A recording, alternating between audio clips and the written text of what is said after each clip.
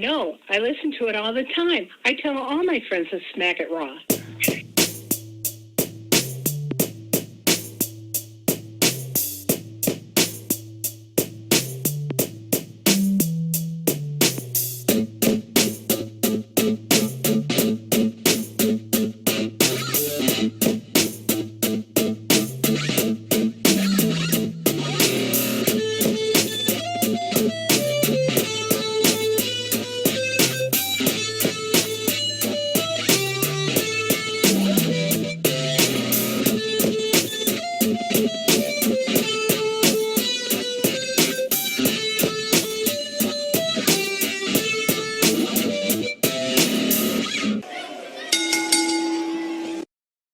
Welcome, ladies and gentlemen, to the Return to Wrestling podcast, the podcast where we take you back to a time when sports entertainment was still called wrestling.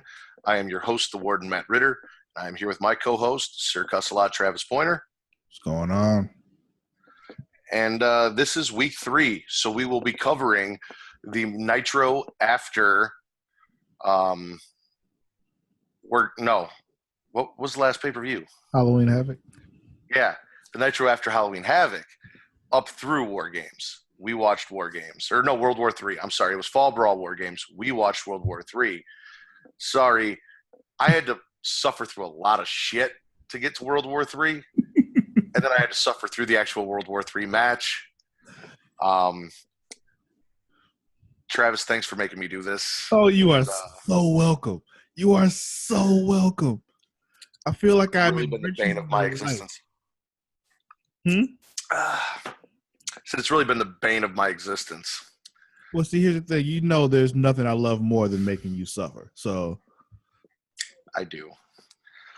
All right, so let's get into it. The Nitro, the Monday Nitro, after Halloween Havoc is Nitro episode Monday 9. Night Nitro. I'm so proud.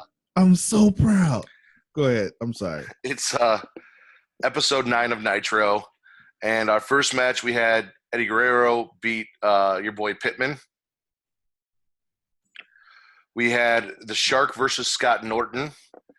This was a carryover from stuff that we saw prior to Halloween Havoc, but didn't take place at Halloween Havoc, where the Shark fell on Scott Norton's legs in the middle of a match, causing him to lose to Macho Man Randy Savage for whatever reason.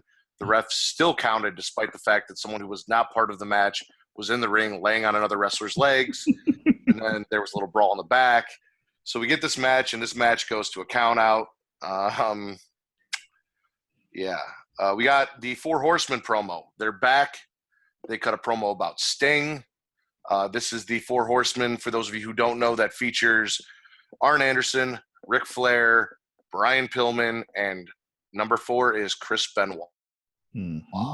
But at this point, we only had 3 of the 4 in the ring: Arn, Flair, and Pillman. We had Sabu take on Disco Inferno. He beat Disco Inferno, and then after the match, he tried to put Disco Inferno through a table.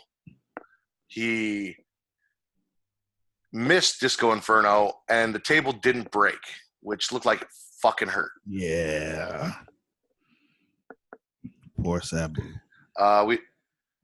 We had Lex Luger and Ming take on the American Males, because at this point, ladies and gentlemen, Luger is kind of loosely associated via Jimmy Hart with the Dungeon of Doom, but he's not actually a member of the Dungeon of Doom. They're like allies in this huge conspiracy to destroy Hulkamania and everything that Hulk Hogan stands for. We also end with a recap of Halloween Havoc, where they explain to us how the Giant didn't win the WCW Championship. Because if you haven't watched this, you have been led to believe up until this point that in the Giant's very first match at Halloween Havoc against Hulk Hogan, he defeated Hulk Hogan to be WCW Champion. That is the narrative that they've spun. That is the story that they tell. But if you go back and watch, he never pinned Hulk Hogan. He never won that match. Once we get into this next week, which we're about to, there will actually be a half-assed explanation as to how they justify this and what happened. So week 10 of Nitro is what we'll refer to it as. Ladies and gentlemen, this is before the internet. So there was no web pages to go to vote on matches. This stuff was like in its infancy / didn't exist. I to say we had the internet. It just wasn't what it is now. So this episode of Monday Nitro was like Cyber Sunday or Taboo Tuesday, except instead of going on and voting online, you called in to vote to see what two competitors you wanted in the main event. Even though we all know, as you're watching this, what two competitors are going to be in this match. And not only do you call and collect, but they charge you 99 cents a minute to cast your vote. Mm-hmm. They had wrestlers in separate locker rooms, a red locker room and a blue locker room. A heel locker room. And the heels were in the red.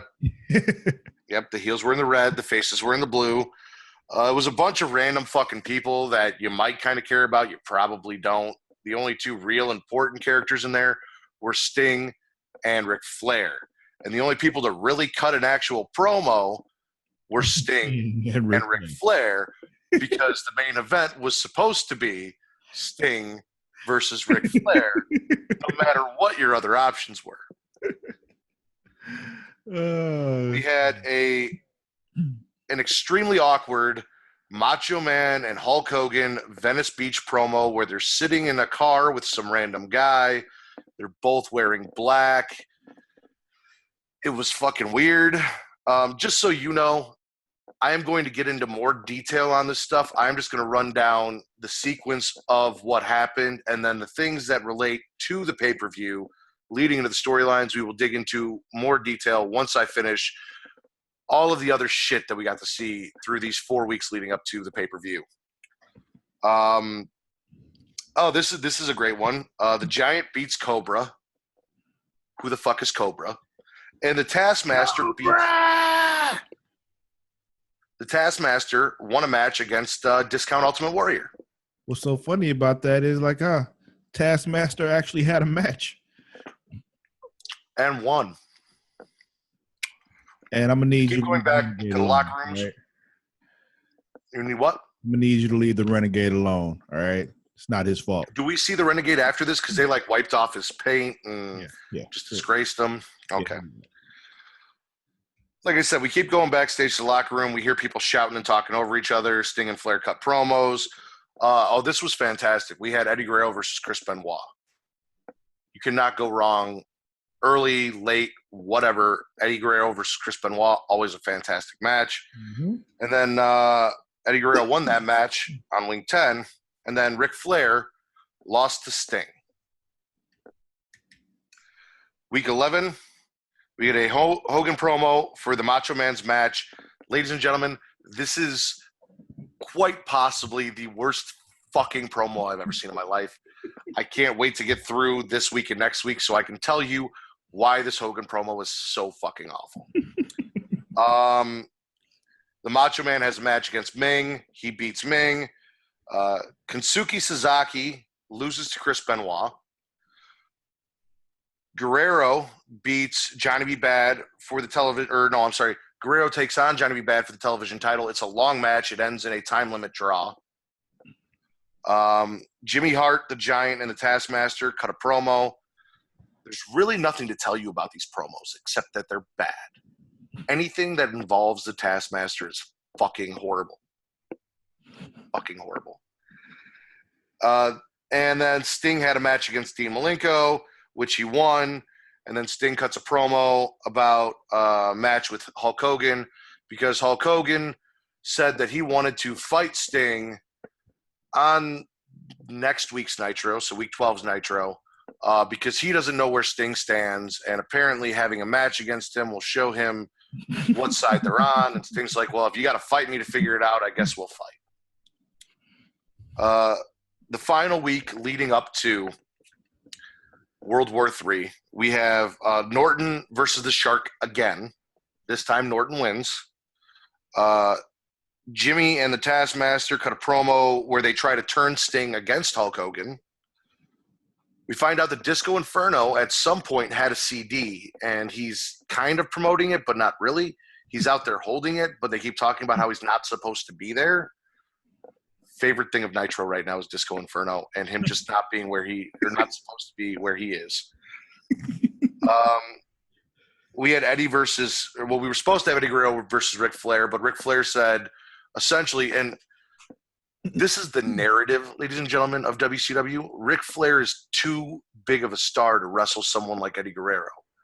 As we move on through the years, because Eddie Guerrero was labeled a cruiserweight, we will see that this is a continuing narrative where guys like Ric Flair are too good to have matches with guys like Eddie Guerrero, who we now know are some of the greatest talents that we've ever had in professional wrestling. But because of his weight, Ric Flair couldn't be bothered. So we had a match versus Eddie Guerrero versus Brian Pillman because they're cruiserweights, and Guerrero won that match. We had Big Bubba versus Road Warrior Hawk. Big Bubba lost because Jim Duggan assisted Road Warrior Hawk. Apparently, at World War III, at some point, not on Nitro, they announced that they were going to have a taped fist match between Jim Duggan and Big Bubba. Must have been Saturday night. Yeah, no, I noticed that there's a lot of stuff that happened on Saturday night that they don't fucking recap on Nitro, so then you get to the pay-per-view and you're like, oh, wait, when did that happen? Like Sting losing the United States title. You don't mention that on your fucking flagship show before the pay-per-view, that Sting is no longer United States champion. No, we don't talk about that. You'll find out at the pay-per-view or watch WCW Saturday night. You got to think, keep in mind, Matt, back then, Nitro is a new show. At that point, Saturday night had been their show. So kind of, technically the flagship show is still Saturday night. Anyway, for those of you who don't know, a taped fist match, and this might sound weird to you because most wrestlers tape their fists now, is a match where you wrap your fist in tape and then you just beat each other until someone gets knocked out. Apparently, taping your fists makes your punches harder, which is why this was a match stipulation. Though if you were familiar with Triple H, pretty much most of the roster of the 90s, everyone taped their fist, so every match may have been a taped fist match. It just didn't end in knockout. I don't know. It's fucking weird. We also had a little segment where Eric Bischoff was promoting World War III and kind of alluded to the fact that maybe at World War III you could get a WWF wrestler jumping ship to WCW because we already saw Lex Luger do it and you never know what's going to happen. Hint, it didn't fucking happen. Spoiler, it didn't happen. Nobody jumped ship. Nobody showed up at World War III. And then the very last match was Hogan versus Sting, which ended in a no contest. All right. Let's talk about this Hogan Savage bullshit. Let's talk about it. On week 10, the Giant still has the belt. He beat Cobra with a choke slam. They keep reiterating from week 9 and week 10 that the Giant's not champion, that he stole the belt. And the Giant's just like, possession's 9/10 of the law. I possess the title. I'm the champion, which is not how it works, ladies and gentlemen. You can't just go take a title from someone and then you're automatically champion. We didn't have Hogan or Macho Man on Nitro for 2 of the 4 weeks leading into this pay-per-view. Hogan still doesn't have a mustache. He's still wearing black. He's still babbling about how he's part of the dark side, yet apparently being part of the dark side is taking your vitamins and saying your prayers, little Hulksters. Don't forget that. Macho Man and that promo that we talked about where they were in Venice Beach in the car with the weird dude that nobody knew who the fuck he was, that Hogan's like, oh yeah, I met this bum on the street and he's my new buddy and I'm riding with him because I can't trust anyone in WCW except for the Macho Man. The Macho Man was part of the dark side, which apparently entails being in Venice Beach with Hulk Hogan and wearing black.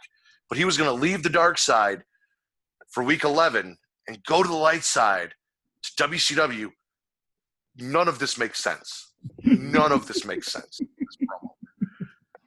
Hogan and Venice Beach is the dark side. Being on TV in WCW is the light side. Macho Man is going to leave the dark side and go to the light side to suss out who they can trust and who they can't and who's really working for the Dungeon of Doom and who isn't. He has that match with Ming. After the match, even though he won, he gets jumped by the Giant and the Taskmaster, and they take his arm and they beat it into the post, and supposedly his arm is now injured heading into World War III, where he has a match with Lex Luger.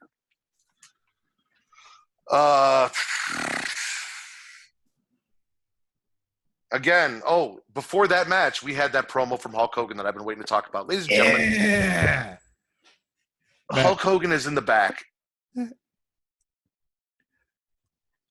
did he have a sword? I don't know. Why did he have a mask?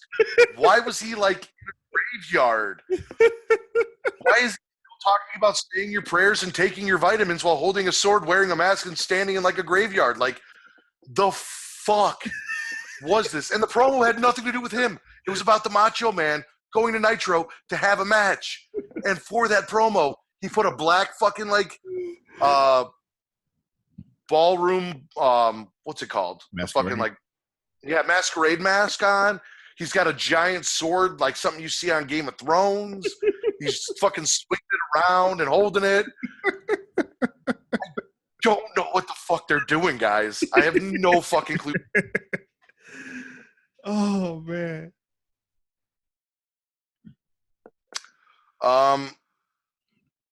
We also mentioned that Hogan wanted this match with Sting because he didn't know where Sting stood. So when they had the match on week 11, Sting is down in the ring wearing yellow and red. And he came down, and Hogan's still wearing the mask. Yes. So Sting's in the ring in yellow and red because apparently from what the announcers tell us, by Sting doing that, Bobby the Brain Heenan will say he's mocking Hulk Hogan. Everyone else says he's trying to get Hulk Hogan to realize that the dark side is not the side to be on. He needs to come back to the red and yellow, brother. So Hogan, his music hits, Macho Man comes out, his arm all taped up from going and being Hogan's good little lapdog and getting his ass beat, and Hogan didn't show up to save him or anything. He just let that shit happen. Hogan comes out of the crowd, still wearing the black mask.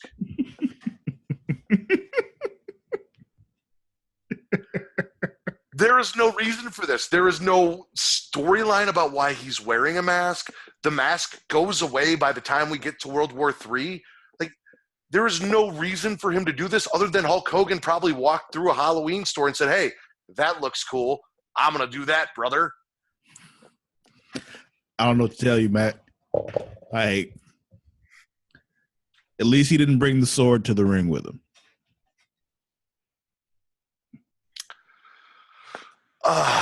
I kind of wish he did that. That might have made it that much cooler if he had brought the sword to the ring, swung it at Sting. Mind you guys, this is a point in time where Sting's only finisher is the Scorpion Death Lock. The Scorpion Death Drop did not exist yet. You can also see. So look at the hair. He's working his way out of the blonde fade. That is correct. He's growing his hair out. His tips are now just dyed. You're starting to see that natural dark color come in. Hogan missed the second leg drop. Sting put him in 2 Scorpion Death Locks.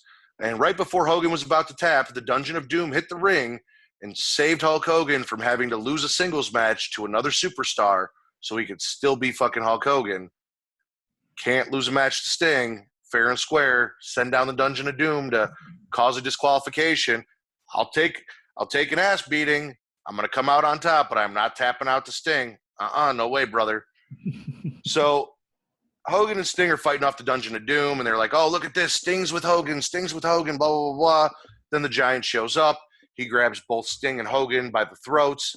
Macho Man comes out of nowhere with a chair, hits the Giant. He gets choke slammed. So now this is twice. the Macho Man has gone to bat for Hulk Hogan. One time he got his arm all busted the fuck up and Hogan didn't show up to help him.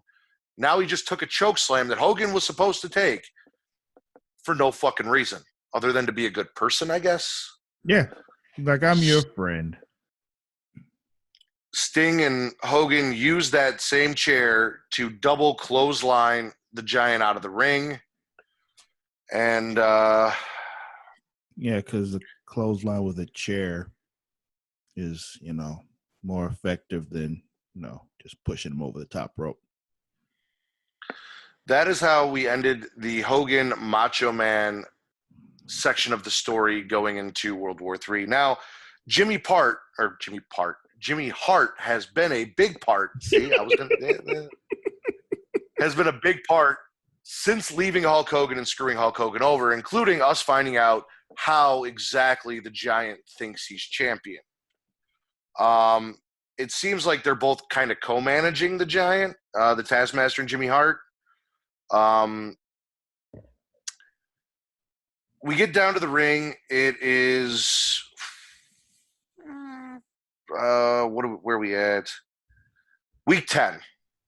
Jimmy Hart says he was in charge of signing Hulk Hogan's contracts because he was the manager. He had the power of attorney.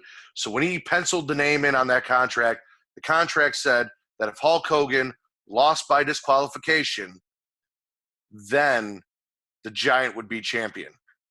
Apparently, Jimmy Hart shoving the ref made the ref DQ Hulk Hogan, even though immediately after, Jimmy Hart then hit Hulk Hogan with the belt, and the ref never saw who pushed him and who tripped him. So I don't know how the ref knew that Jimmy Hart was the one that did this to disqualify Hulk Hogan, because everything that happened after this would have clearly led to the Giant being disqualified and Hulk Hogan retaining the title. Focusing on the wrong details, Matt. No, I'm not. You are. I'm focusing on the details that make sense. You focus exactly. Those are the wrong details. All right, so this is 1995 WCW, Matt. So this is the explanation, and then we are informed that the Giant will be stripped of the title, and the title will be up for grabs in the 60-man, 3-ring Battle Royal, or as they called it, World War III, as I called it, a clusterfuck. The Giant's not happy. Jimmy Hart's not happy. They're talking to lawyers, blah, blah, blah. In the end, Giant is no longer champion. He didn't technically really win the title in his first match. They made up some bullshit to justify it, and then they took it right off him. So all that shit about the Giant winning the WCW World Heavyweight Championship in his very first match is exactly that fucking bullshit. See? And here's the thing. And you think you're not getting anything out of this. You got some correction of history here. This is like, he's like the Christopher Columbus of wrestling.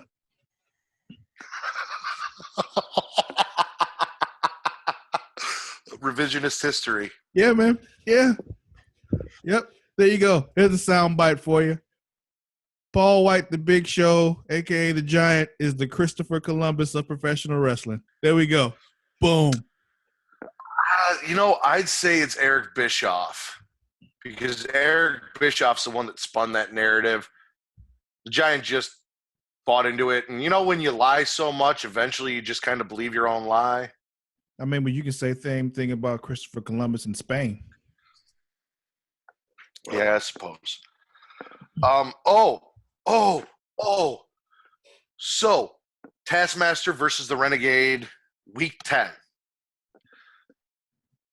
The Taskmaster does a coup de grace from the middle rope on the Renegade, which is fucking hilarious to me, because he couldn't get his fat ass to the top rope. But this is the move that Finn Balor now uses as a finisher, and it looks way better when Finn does it than when the Taskmaster tried to do it. No shit. But Travis, we will talk about it when we get to World War III. I saw about 7 coup de grace I feel like I had never seen the coup de grace before Finn Balor did the coup de grace. I saw What's his 7. name? Didn't Spike used to do it? He did something kind of like it, but not exactly that. They weren't laying down. He would like double stomp like their back. Hmm. It was more kind of like a weird drop kick than. I remember seeing other people do it before Finn, but yeah, I know what you mean. But yeah, at the maybe like that women's tag match where they did it like 4 times in a row. I cannot wait to talk about the women's tag match. Listen. See, if you've noticed, I'm doing a lot of talking here. Travis is enjoying listening to me just be pissed off at all the shit that I endure. He's not commenting a whole lot because he's seen this before. I haven't. I'm sure once we get to World War III and we talk about what actually happens at World War III, it'll be a little more back and forth. So I'm sorry you have to endure just hearing me bitch. Here's the thing. I'm sure the people are enjoying this because it's so funny. All right, well, before we get to World War III, we got to talk about the Four Horsemen and Sting. Here's the thing I want to point out. Yeah, I've seen this before, but it's been a really long time since I've seen all this. So during the match that they pushed super hard to make the main event of that interactive Nitro. What? I said giggity. Oh. Pushed super hard. That's all. At the very end of the match, Sting has Ric Flair in a Scorpion Deathlock, and he will not let go.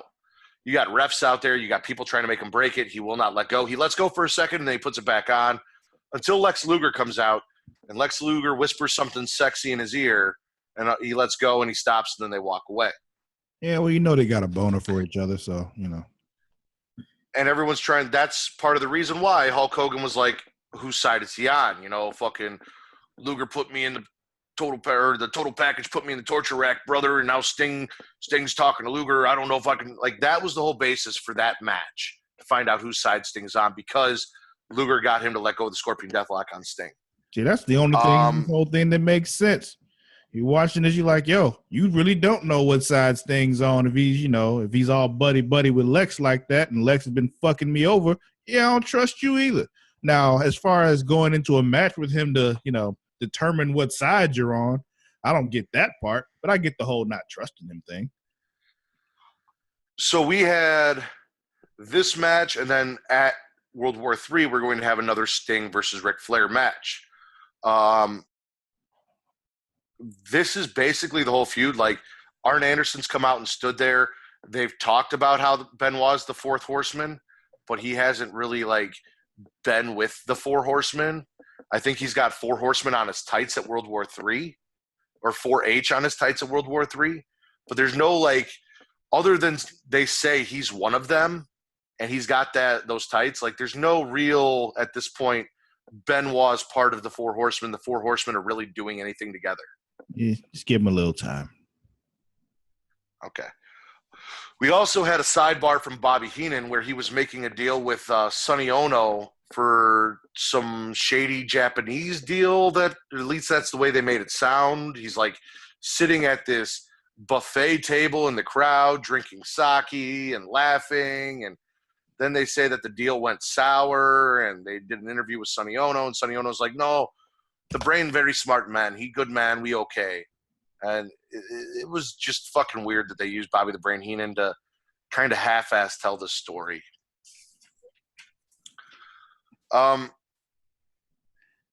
We did this last week, and I'm going to do it this week. I'm going to give you my drizzling shits, and I'm going to give you my golden nuggets, Okay. and then we're going to talk about World War III. Okay. The golden nuggets was that Four Horsemen promo from week 9, just because Ric Flair, Arn Anderson, the Four, they were fantastic. That was a highlight. Benoit and Guerrero in general, ladies and gentlemen. If you go back and you watch any of this stuff, if you haven't watched it and you're listening to us, go back and look for the Benoit Guerrero shit, because it is absolutely fantastic. Sabu's table not breaking was a highlight for me, because that made me laugh. I'm glad you can laugh at that man's misfortune. And then episode 10 of Monday Night, or sorry, damn it, I did it. Episode 10 of Monday Nitro, The Sting Ric Flair match. We're gonna start a fund. This is You're gonna owe me $1 towards you getting me an Aurelio's pizza every time you say Monday Night Nitro. You were just really trying to get me to buy you an Aurelio's pizza, Travis. I am. That is one of my main goals in life. Because I want one, but not enough to do it myself. Let me just tell you guys something. This is classic Ric Flair in this match. I mean, every match with Sting and Ric Flair is great, which is why I thought that Sting was more of the Sting was a better rival than a lot of guys that Ric Flair fought with, because every single match they have is classic. This is classic Ric Flair. You got him using the ropes for leverage in the figure four, cheap shots, low blows, begging on his hands and knees for Sting to not hit him. Sting no-selling punches and chops from Ric Flair, and the announcer's telling you it's not that those chops don't hurt or that Ric Flair doesn't have it anymore. It's Sting's that fired up that he is immune to pain right now. This is classic late 80s, early 90s professional wrestling where you no-sell punches because you're so hyped up from the crowd that you don't feel anything, and no matter what they do to you, you just keep going. It was great. You're describing me a Hulk Hogan Ric Flair match. And that's a lot of what Sting Ric Flair was, except better because Sting is a better wrestler than Hulk Hogan. Mm-hmm. Ladies and gentlemen, I'm going to say this. I'm going to look right into the camera when I say this.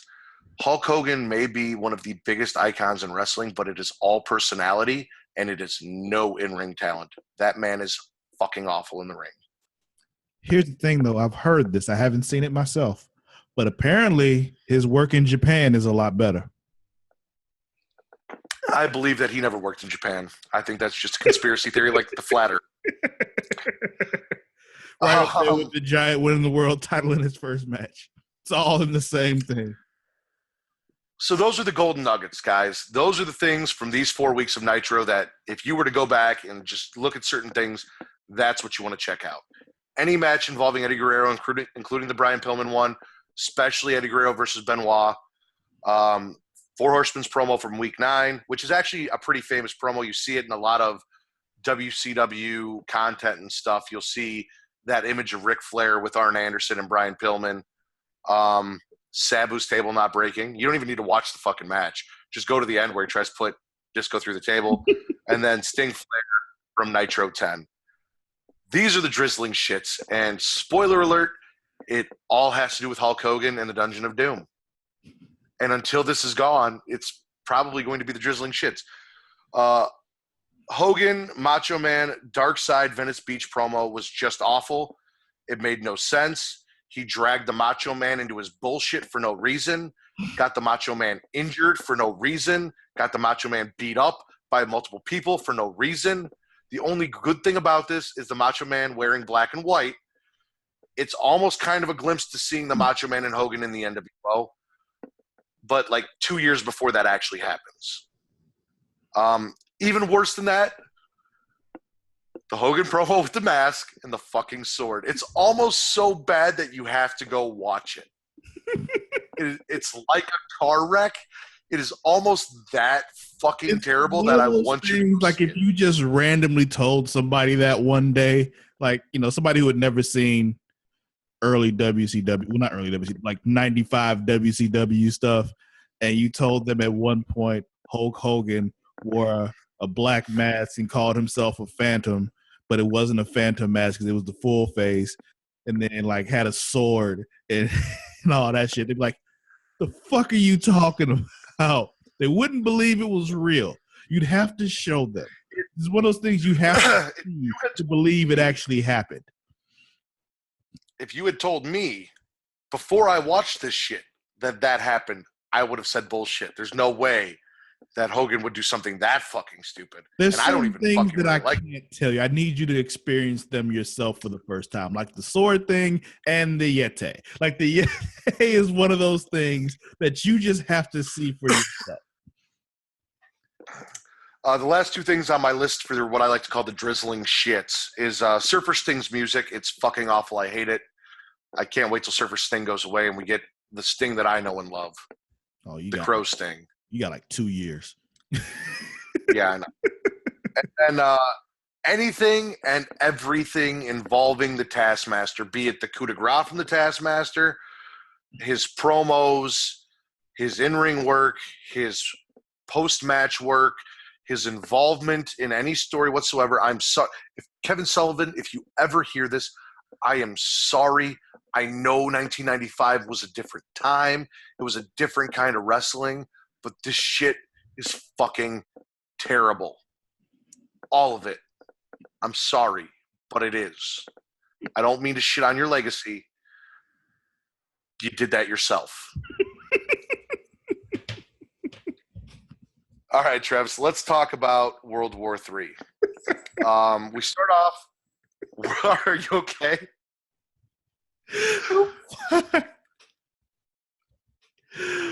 Oh man, I'm just enjoying this so much. I'm sorry. I'm just having a good time.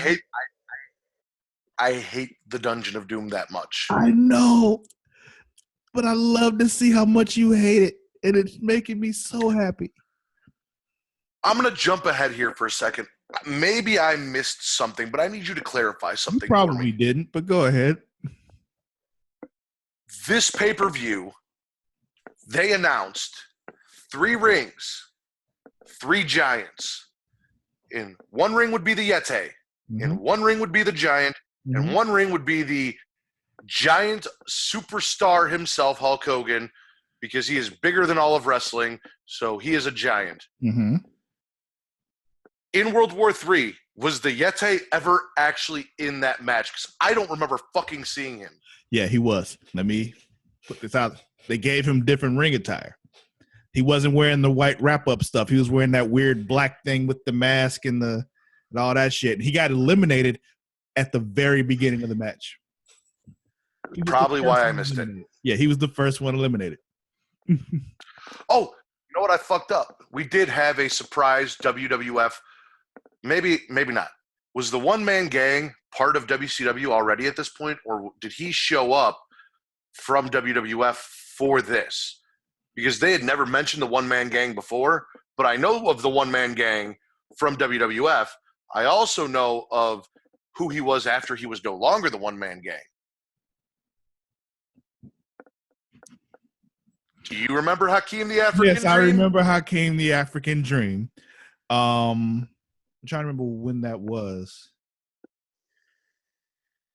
Yeah, this was after that, because that whole thing was him, like they're kind of like doing this weird thing when they're making fun of Dusty Rhodes. So yeah, this was after that. So yeah, he may have jumped ship. I don't know. So he very well could have been the acquisition that Eric Bischoff alluded to. Let me tell you something, Eric Bischoff. One-man gang is not on the – and I don't even fucking like Lex Luger. Like, I don't understand why he was ever world champion. I get they were looking for a new Hulk Hogan. Like, that makes sense. But the one-man gang is not a Lex Luger-esque jump ship type of, hey, check who we got sort of announcement. And you should not mislead us to think that we are going to get someone of the caliber, or not even caliber, of the recognition that Lex Luger was at, and then give us the one-man gang, because that's fucked up. Well, they didn't say it would be a huge superstar. He literally said Lex Luger-esque. Oh, I missed that. Never mind then. I take that back. That was fucked up. All right. Back to World War III. We open with a promo featuring Hulk Hogan, Macho Man Randy Savage, and Sting just standing in the background. Hogan rips off his black shirt. He's back in the red and yellow. He's back to the light side. I don't know what the dark side was other than him wearing black clothes. If that's the case, I have been on the dark side since I hit puberty. Yeah, I don't know. And my thing is, he was wearing the black shirt with his red and yellow tights, so the people in the arena already knew. Yep. He also informed us that the Macho Man's injury that he suffered in week 11 was a ploy, that he wasn't really injured, but then he had a match later on where he was still injured. I don't know what the fuck they're doing anymore. Did you ever know? No, but he did also lie right to our faces. He looked right in the camera and said he is going to be Sting's friend forever. And then he's a later, fucking liar. Less than a year later. He's a fucking liar. Year later. I alluded to this earlier. Maybe, maybe he fucked up and he was supposed to say he would be Sting's friend for life. Either way, it's a lie. I alluded to this earlier. We had a match. Or no, I'm sorry. This isn't the match. We had a match between DDP and Johnny B. Bad, a.k.a. Mark Merrow. The Diamond Doll, Kimberly, is fed up with the way DDP is treating her, so she prostitutes herself out for this match. The winner gets her services. Yeah, that's literally what she did. And doesn't seem like she really wants her husband to win the match. Yeah. She wants. So the winner not only becomes television champion, but he gets DDP's wife. DDP did not win this match. No, he did not. He did not. And the Diamond Dog left with the Marvelous One. Well, or Johnny B. Bad. She walked back. They had a promo, and Johnny B. Bad said, I know you said I could get your services from winning this match, but I want that to be your decision, so why don't you think about it? And I'm like, you're a fucking idiot. I would have wrapped her up, and I would have ran the fuck out of there. Like, Drag her home to the cave. Yeah. Two of the highlights from this match is we saw Mark Merrow hit a flying head scissors and a tombstone pile driver, which you only see because this is WCW. No one was allowed to do that in WWF besides one man at this time. So to see someone hit a tombstone is actually pretty impressive. I enjoyed that. Well, pretty soon you'll be seeing somebody using it as a finisher in WCW. Oh, you're not going to like who it is either. You are definitely not going to like who it is. You're not going to like it one bit. But it's going to give you some kind of conflict too. So I'm looking forward to it. Go ahead. As we talked about before, Big Boss Man versus Hacksaw Jim Duggan in this taped fist match. Big Boss Man cheated to win, but the ref didn't see it. Pause. I just thought about this. Yo, what if it was the Taskmaster? My first thought, honestly, and I'm like, he's not even tall enough to fucking do it. Like, how the fuck is he? Who's he tombstoning? Exactly. Like, I'm just picturing it. Okay, I'm sorry. It just occurred to me like, yo, what would really piss him off if the Taskmaster started using the tombstone as his finisher? That would really piss him off.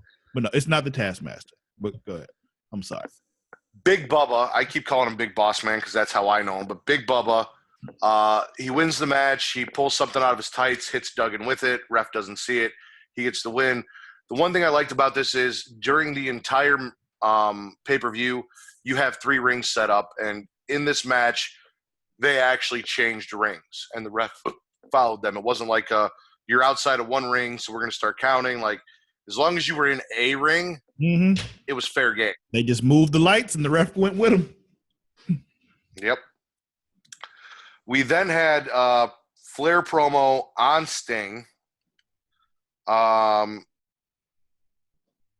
The Sting-Flair match, it's another great match, but at this point, because I just saw the same match, and Sting won that match too, it's just another Flair-Sting match. Yeah, I believe this is the third one in 4 weeks. Yeah. Why the fuck did Colonel Parker and Sister Sherry come out during that match? Why do they do anything, Matt? They wanted them to just come out at some point. Just like you've got like the 2 top superstars. You have Macho Man and Hogan too. 2 of the top superstars in your company battling it out in the ring, and probably the best match of the night for the men. My personal pick for the best match of the night is going to be this women's tag team match we're going to talk about. That was my favorite thing that I saw. And instead of like during the taped fist match, you have Colonel Parker and Sherry come out and like flirt with each other, and you cut away from the action in the ring to focus on that during Flair fucking Sting. Yeah. WCW, Matt. I told you, they don't do pay-per-view very well. All right. We had a women's tag team match. And ladies and gentlemen, if you didn't know that there was women's wrestling before the Divas era, if you aren't familiar with some of the stuff that Alundra Blaze and Bull Nakano did in WWF, or the stuff that Wendy Richter did, or what exactly women's wrestling was prior to the women's revolution/evolution that we have going on now, if you think women's wrestling was just what you saw in the Attitude Era, you are sadly mistaken. This was a fantastic match. These four women could compete with the women that we have wrestling in the ring today. I had some issues with the way the ref handled things in this match. He let a lot of shit go, which made it more entertaining, but from a rules standpoint, it shouldn't have been. Maybe they were doing, going by Japanese rules. We had two separate Japanese promotions facing off, which apparently, according to the announcers, has never happened and should not be happening. You had JPW and All Japan Pro Wrestling, Cutie Suzuki and Mayumi Ozaki versus Bull Nakano and Akira Hakano. Let me just point out this one thing, because it's such a fucking shame that we can't have somebody like Bobby Heenan on television these days. Because during this match, at one point, he asked who the legal, person in the ring is. He gets an answer, and he the way the answer was given to him was like, how do you not know this? And Bobby's like, oh, forgive me for not knowing, because he doesn't know anybody's name in this match, clearly. So he's just like, because he's like, I said it, blah, blah, blah, blah. And he's like, I don't know who the fuck that is. I had to rewind it twice to make sure I spelled everyone's names correct on the paper and to practice saying their names so I didn't butcher them. Listen. And I don't even know if they were saying them right, because they do have a habit as announcers to mispronounce Japanese names and not know any better. So I could be mispronouncing it and not even knowing, but I'm pronouncing what I heard on the pay-per-view. Bobby Heenan is just one of my favorite things ever in the history of wrestling. And it's a shame. I understand. It's a shame. He's fantastic. But we don't get that anymore. You know what would have been great? Bobby Heenan and Jerry Lawler. We'd have absolutely no play-by-play, but it'd be some of the most entertaining. Play guy, though. Well, a three-man team now. You can throw JR in there, but just listening to Jerry Lawler and Bobby the Brain Heenan try and outdo each other on commentary would be fucking fantastic. It would be. But we need all right, era Jerry Lawler, not the PG era Jerry Lawler. Attitude Era Jerry Lawler. Of course. Back when he was still a heel, a heel color commentator. No, I agree. Of course. Like I said, the ref did not do a really great job of keeping the women outside of the ring. There was a lot of double team moves and maneuvers going on and illegal women in the ring, which is probably why Bobby Heenan was confused, because the ref wasn't kicking people out when he should have been. There was a point in time where Cutie Suzuki reached in for a tag. She made the tag, but the ref didn't acknowledge the tag because she's short and she had to stand on the rope to lean over it to reach for the tag. And he was too busy telling her to get off the ropes to acknowledge the fact that she made a tag. But as you said, in this match, not only did we see a coup de grace, we saw a stereo coup de grace twice. That's 4 coup de graces from 2 separate women. And not only that, they were going like one behind the other while the ref is telling the woman's tag partner that she can't get into the ring. So you don't get in the ring, but you all keep doing what you're doing over there.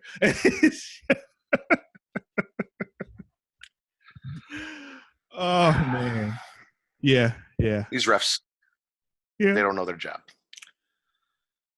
Next, we had a promo from Jimmy Hart and Lex Luger about the Macho Man. We had a promo from the Macho Man by himself about his match with Lex Luger. And then Luger beats the Macho Man and attacks his not injured arm. He has him in a submission hold, and Sting comes out and does the same thing to Lex Luger that Lex Luger did to Sting when he had the submission hold on Ric Flair and wouldn't let go. And Lex Luger listens to Sting and lets go of the hold. Lex Luger is clearly a heel. Sting is clearly a babyface. And I don't know why, other than I know that in real life they were best friends, but storyline-wise, I don't know why these guys are tolerating each other. What the fuck is going on? Why do we tolerate each other? Well, despite what you say, we actually like each other. You just don't tell the public that. They actually like each other too. Yeah, but for the story, they don't. No, they never said they never at any point had any blows with each other. They for the story, they shouldn't, because one's a clashed good guy and one's a bad guy. I know, I hear what you're saying, but they never clashed with each other at any point. I do know that they become a tag team, and it's confusing dynamic to have a tag team where one member's a heel and one's a babyface. Oh, this is the match I was talking about. We have Kensuke Sasaki versus Chris Benoit for the U.S. title that we were never told that Kensuke Sasaki won on Monday Night Nitro. So it was a big surprise to me when they were talking about how... What? That's another $1. Yeah, on Monday Nitro, which was a big surprise to me to find out that Sting was no longer U.S. champ, though I knew he was. I wasn't paying attention during his matches that he wasn't carrying the belt. But yeah, they never told us that he lost the title. They didn't mention it whatsoever. Then he gets this match with Chris Benoit for the U.S. title, which he wins, but it was a good match. It was a hard-hitting match. Like I said, Chris Benoit's fantastic. This Sasaki guy is actually fantastic. I enjoyed it. Champ retained his title. Mm-hmm. I just kind of wish that on Nitro they had told me that Sting lost his title in all of these Sting goings on and the stuff with Ric Flair and all of that. Like at some point mentioned, oh yeah, not all along these lines. Sting also is no longer U.S. champion. Maybe they thought you just noticed that he didn't have the belt on anymore. There's a promo for Starrcade, which will take place on a Wednesday, and they refer to Starrcade as the granddaddy of them all.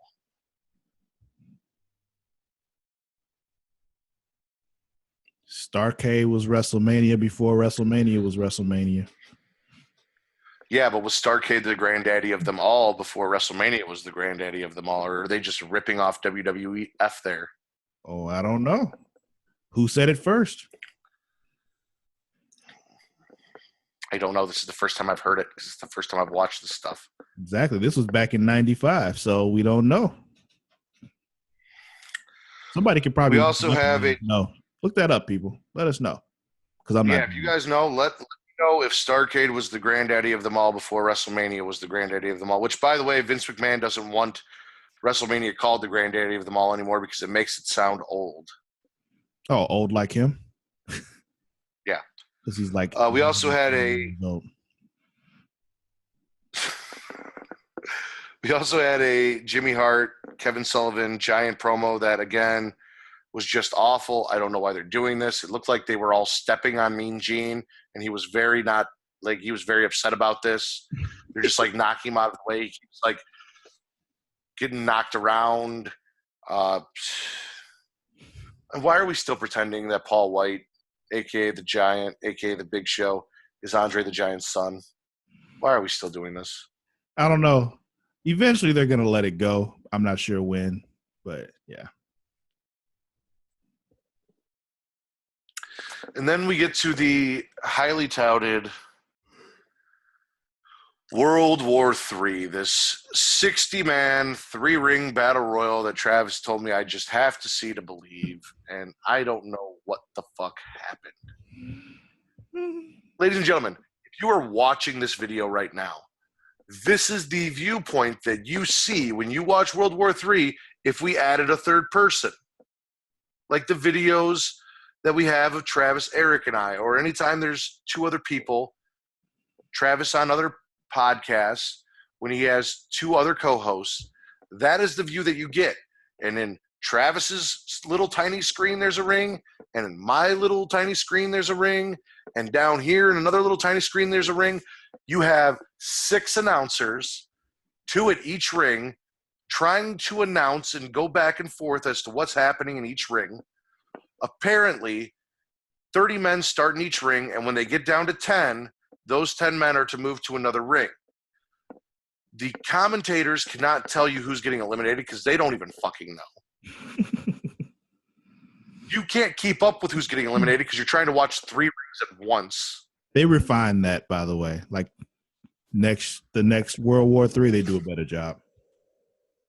Which is probably why I didn't know that the Yeti was in the match or that he got eliminated. Oh, and I must have missed it because they did announce all 60 competitors one by one with Hulk Hogan coming out last before we started this match.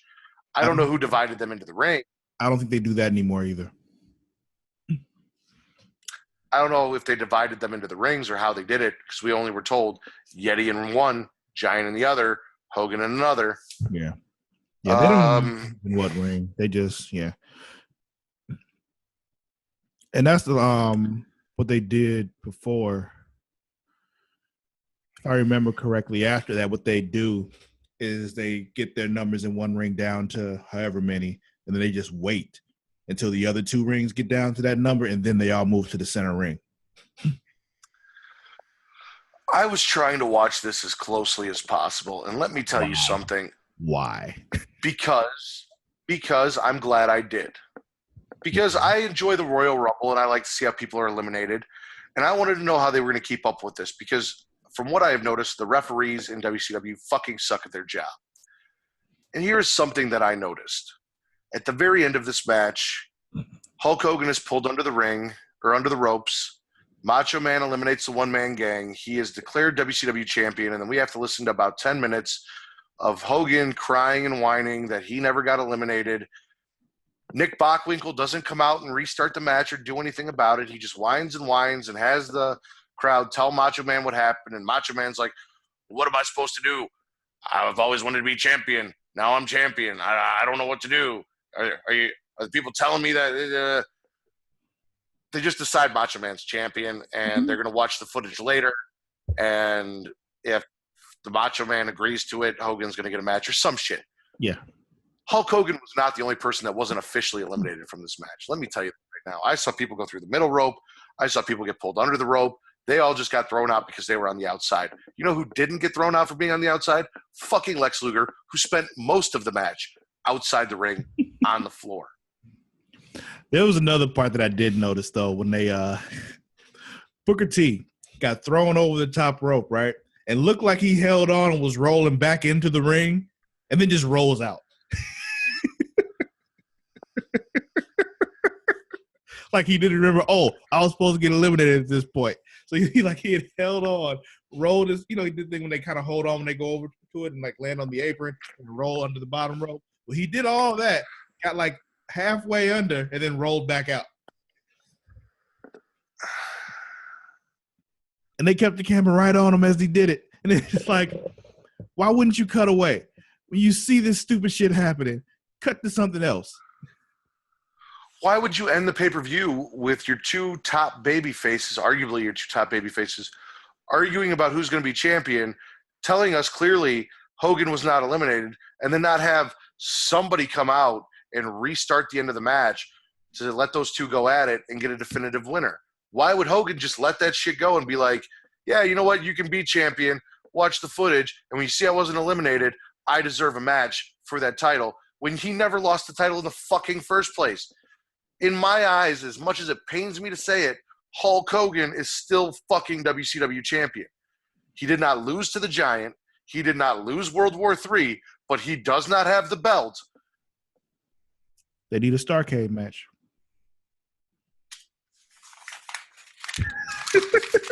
And here's the thing.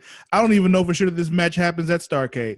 I'm just saying it like just, you know. Oh, no, we got to go through 5 or 6 weeks of Nitro before we get to Starrcade, which took place 2 days after Christmas in 1995 on a Wednesday night.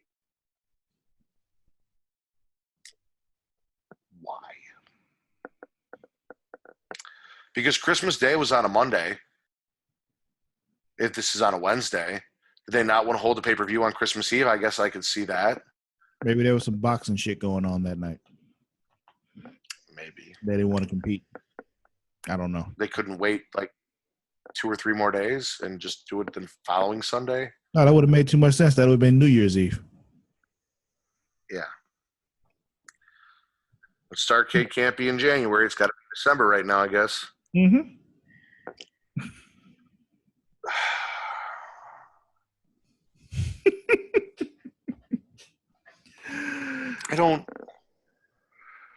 I enjoy going back, and I enjoy seeing early Eddie Guerrero. I enjoy seeing early Chris Benoit. Even a man that I once hated with all of my heart and soul, Dean Malenko. I can't wait to see Chris Jericho. I can't wait to see Rey Mysterio. Can't wait to get to the NWO stuff. I know the pay-per-views are still going to be shit. I know that the way that they finished everything is going to be shit. I know that there are going to be a lot of illogical, strange, stupid, nonsensical finishes to matches and pay-per-views and even Monday Night Nitros. I know that it was all about getting ratings on Monday Nitro. I stopped myself. That doesn't count. You said it. No, I said Monday night, and then I stopped and repeated myself. Nope. And I didn't agree to give you $1 to this. You just said it was going to happen. Yep. Continue. Anyway, I know that it's all about ratings for their TV shows and that the pay-per-views are just an aside. I just can't. Is the Dungeon of Doom going away soon? I don't remember when they go away, honestly, Matt. I don't remember. That's really like all I need is for the Dungeon of Doom to leave. I do know, though, at some point, I'll go ahead and tell you this. There's a bit of a light at the end of the tunnel because there's a point where Hulk Hogan is gone, and so is the Dungeon of Doom. And the main thing is the Macho Man versus the Four Horsemen. Okay. Well, Travis, it has been an experience. Indeed it has, sir. We will be back with our next episode covering all of the Monday Nitros leading up to and including Starrcade. And then we'll be done with 1995. Thank God 1995 is over. We can slowly crawl our way to the NWO in the end of mid to end of 1996. We'll get there, sir. We'll get there. And I don't even think at that point it's going to be really great until like we get to 97, 98. It's good. It's from what I remember, it gets pretty cool like around this time in 96. You know, I've met Kevin Nash a handful of times. Once I actually got to sit down in a room, just me, Kevin Nash, and our friend John, and have a conversation with him. I've seen him and he's recognized and remembered me at different conventions. The one thing I've always wanted to ask him, but I've never had the testicular fortitude to ask him, is why he said play was an adjective in his very first promo on Monday Night Nitro. Yeah, look at the adjective. Play. Like, that's a verb, bro. Oh, man. I'm sure somebody has asked that at some point, though. Somebody was like, did you know that play is a verb? Oh, I'm sure. I'm 100% sure I'm not the only one that has had that thought. He's such a cool fucking guy. I couldn't bring myself in his presence to be like, hey, remember that one time when you showed up at WCW for your very first show? It was this big moment. And you fucked it up by calling a verb an adjective. I just couldn't do that. I couldn't bring myself. I understand. But here's the thing, though. If John had remembered that, he would have said it. Yeah, that's true. It's fucking big sexy, man. Like, it's big sexy Kevin Nash. I know. I get it. I get it. And I understand why you wouldn't. But John doesn't have that kind of respect, so he just do it. All right, Travis, you got any final thoughts? Anything that you want to talk about that I didn't cover? Anything you want to elaborate on? Anything that you enjoyed that maybe I didn't mention or that you just want to speak upon that you didn't talk about earlier from these 4 Nitros and from World War III? No, we covered it all. I'm enjoying your struggles. I love you, though. All right. Well, if that is the case, we are going to sign off. So for Sir Cussalot Travis Pointer, I am the Warden Matt Ritter, and this has been your return to wrestling.